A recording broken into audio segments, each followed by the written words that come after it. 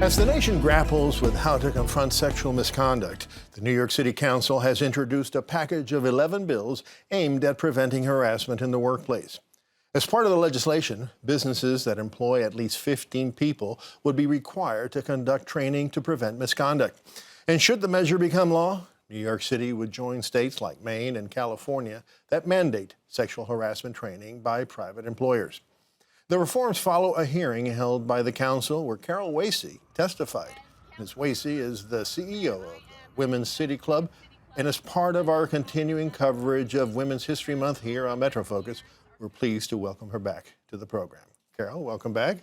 Thanks, Raf. It's good I should say that you're not only a previous Metrofocus guest, but you are our vice president in charge of our education department, and we miss you. It's good to have you back, at least for 6 minutes. No, and I miss you and everybody here at WNET. You do great work, and I continue to be a fan of Metrofocus. There you go. So, Carole, as I said in the introduction, you recently appeared before the New York City Council offering a 5-point strategy to deal with sexual harassment in the workplace. Give us the most important elements of that strategy. Yeah, so it's really an important topic that's being addressed right now, and one the Women's City Club is happy to be a part of. What we've outlined is really a very straightforward 5-part policy, looking at everything from the importance of public education, the stuff that you do here at Metrofocus, getting word out about these issues to the general public, in-school formal education. It's something we've worked on at the Women's City Club, making sure kids get the education from very early ages all the way through college and into career.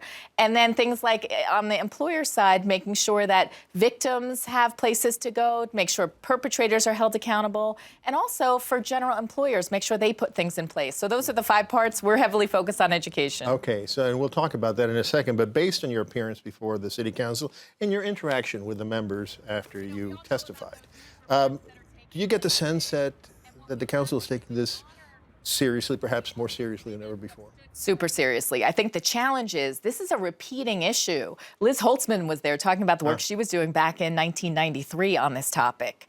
And while disappointed that we haven't come so far, very excited that the City Council, led by Helen Rosenthal, who chairs the Women's Committee, is really laid out a very aggressive, very broad-based agenda, really tackling everything from anyone who deals with the city as a contractor to making sure city agencies address these issues in a comprehensive way. Well, as we all know, over the past year, we've heard from many women coming forward, telling their stories, and not just about sexual harassment in the workplace. They've told us stories surrounding issues of gender equality.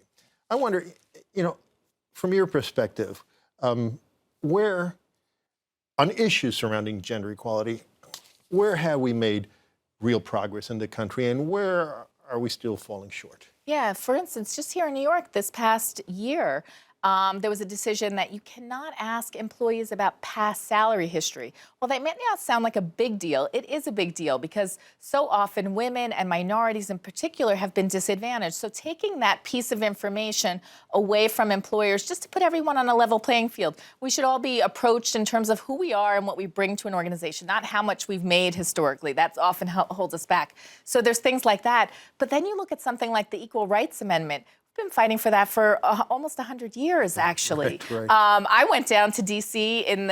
with my mother on a bus back in the early 80s fighting for the Equal Rights Amendment. And these are really basic human rights that we're dealing with. The good news is it's all at the forefront now. We're talking about these issues, and we need to make sure we turn this hashtag, #MeToo and others, into action.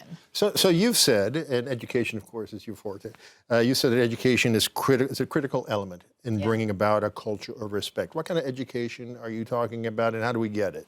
Yeah, so for example, here in New York City, Mayor Bloomberg actually required sex ed in the schools back in 2011.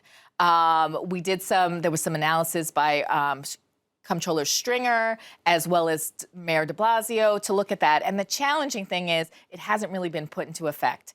So there's a task force now that's in play. There's a lot of things happening at the city level to address this. And I think all these issues that are happening in the media and otherwise are actually bringing it to the forefront. So what we really want to see is from an early age, little kids understanding respect and control over boundaries and your body, certainly, but even just how we treat each other, how we talk to each other. Boys and girls from an early age on the playground translates into boys and girls in the boardroom. Your organization, the Women's City Club, has an online guide that provides low-income New Yorkers with extensive information about available low and no-cost programs focused on job, health care, child care, things like that. Yeah. Tell us about that a little bit in the short time we have left. Yeah, so we're super excited. I think it's one of the things that a place like WNET and Metrofocus does well is making sure our citizens have access to free and low-cost resources. This guide is out there. We've worked on it since 2012. We update it constantly. It's available online at wccny.org.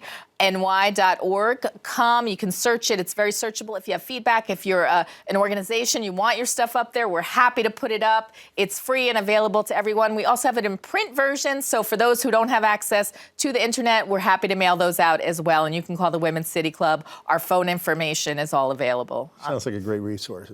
Carole, once again, it's so good to see you. Oh, thanks so much for having me. Okay. Take care.